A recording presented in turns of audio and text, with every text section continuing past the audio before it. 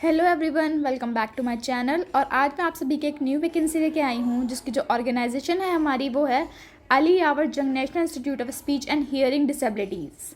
After that अगर मैं आपको आगे बताऊँ तो ये किसके अंडर आती है? अंडर आती है department of empowerment of person with disabilities के।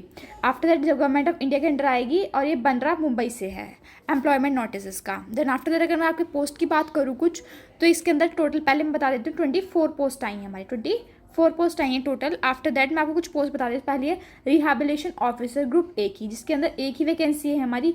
इसके अंदर जो रुपीज़ हैं 56,000 से 1,77,500 तक हमारा पे मैट्रिक्स रहेगा। आफ्टर दैट अगर मैं एज लिमिट बताऊँ तो इसकी 90 से ज़्यादा नहीं, 30 ईयर्स से ज़्यादा एज नहीं होनी चाहिए इसमें। आफ्टर दैट अगर मैं इसकी एजुकेशनल क्वालिफिकेशन और एक्सपीरियंस की बात करूँ तो डिग्री होनी चाहिए एक रिकॉग्नाइज यूनिवर्सिटी से या फिर उसके इक्विवेलेंट, डिप्लोमा होना चाहिए सोशल वर्क में या फिर वोकेशनल गाइडेंस में, फिर पोस्ट के पीजी डिग्री होनी चाहिए सोशल वर्क या सोशियोलॉजी में। 2 साल का एक्सपीरियंस होना ही होना चाहिए सोशल वर्क के अंदर। आज अगर मैं लेक्चरर की बात करूँ जो हमारी सेकंड पोस्ट आती है उसमें है हमारा 2 वैकेंसी आई हैं इसके अंदर। वो भी इसका पे लेवल की बात करें अगर हम तो 56,000 से 1,77,500 तक की हमारा पे लेवल होने वाला है। याद रखना कि जो एज है 35 से ज़्यादा नहीं होनी चाहिए। अगर हम क्वालिफिकेशन की बात करें तो MSc होनी चाहिए स्पीच और हियरिंग में और 2 साल का एक्सपीरियंस होना ही होना चाहिए और डिज़ायरेबल होना चाहिए वो PhD और टीचिंग के और रिसर्च एक्सपीरियंस के लिए। आफ्टर दैट अगर हम लेक्चर एजुकेशन की बात करें तो इसके अंदर एक ही हमारी वैकेंसी आई है जिसके अंदर जो हमारा पे मैट्रिक्स है वो 56,000 से रहेगा 1,77,500 तक। अगर हम इसकी एजुकेशनल क्वालिफिकेशंस देखें तो मास्टर डिग्री होनी चाहिए किसी भी सब्जेक्ट में और एमएड होनी चाहिए विद नॉट लेस देन 55% से कम मार्क्स नहीं होने चाहिए एमएड डिग्री के अंदर। और उसके बाद एक RCI से रिकॉग्नाइज इक्विवेलेंट डिग्री होनी चाहिए, या तो ये होना चाहिए या फिर एक इक्विवेलेंट डिग्री होनी चाहिए। डिज़ायरेबल होना चाहिए वो PhD रेलेवेंट टॉपिक पे किसके साथ 3 साल की टीचिंग और रिसर्च एक्सपीरियंस के साथ। वोकेशनल काउंसलर की बात करें तो उसके अंदर 2 पोस्ट आई हैं हमारी जिसके अंदर हमारा जो है पे लेवल 7 का है। इसके अंदर 44,000 से 1,42,400 का पे लेवल होने वाला है। इसके अंदर जो हमारा जो क्वालिफिकेशंस और एक्सपीरियंस है वो डिग्री होनी चाहिए रिकॉग्नाइज यूनिवर्सिटी से या फिर इक्विवेलेंट से और डिप्लोमा होनी चाहिए सोशल वर्क या वोकेशनल गाइडेंस में। आफ्टर दैट या तो ये हो या फिर पोस्ट ग्रेजुएट कर लो सोशल वर्क या सोशियोलॉजी के अंदर, या फिर 2 साल का एक्सपीरियंस होना चाहिए सोशल वर्क में, वोकेशनल गाइडेंस में, एम्प्लॉयमेंट सर्विस के अंदर। आफ्टर दैट हमारा आता है इलेक्ट्रॉनिक टेक्नीशियन। इलेक्ट्रॉनिक टेक्नीशियन में एक ही पोस्ट है हमारी। पे लेवल 7 पर हमारा पेमेंट है 44,900 से लेकर 1,42,400 तक। आफ्टर दैट 30 साल से ज़्यादा उम्र नहीं होनी चाहिए, डिप्लोमा होना चाहिए इलेक्ट्रॉनिक्स में या फिर कोई इक्विवेलेंट एग्जामिनेशन होना चाहिए कहाँ से, रिकॉग्नाइज इंस्टीट्यूट का। 5 ईयर का एक्सपीरियंस होना चाहिए फील्ड के अंदर। आफ्टर दैट अगर हम आगे की बात करें तो फिर हमारा आ जाता है सोशल वेलफेयर ऑफिसर जिसके अंदर हमारी 2 पोस्ट आई हैं जिसका पे लेवल 6 पे है 35,400 से 1,12,400।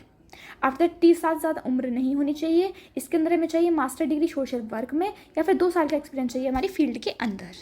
ऑडियोलॉजिस्ट और स्पीच लैंग्वेज पैथोलॉजिस्ट के अंदर हमारा एक ही पोस्ट आई है जिसके अंदर हमारा पे लेवल 6 है 35,400 से 1,12,400 तक।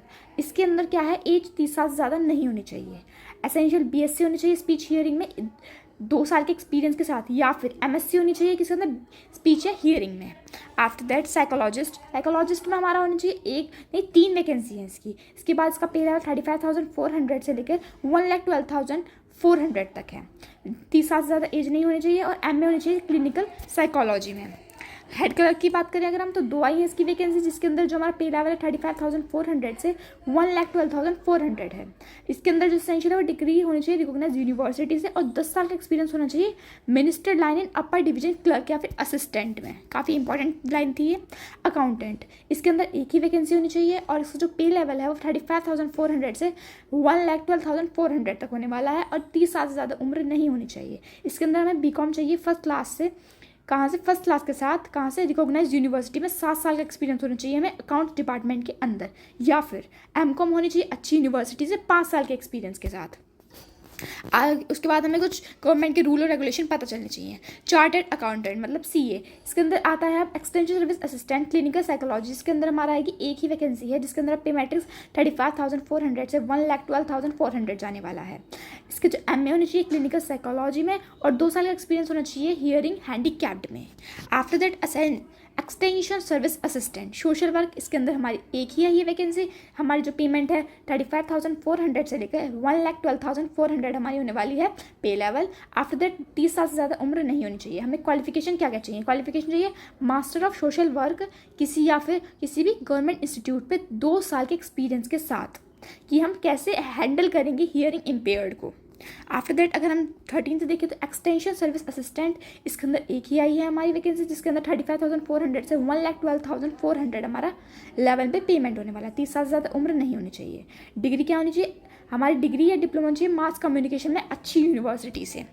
आगे चलते हैं तो ऑफिस सुपरिटेंडेंट कम अकाउंटेंट, जिसके अंदर हमारा एक ही वैकेंसी है। हमारे 35,400 से 1,12,400 पे लेवल है।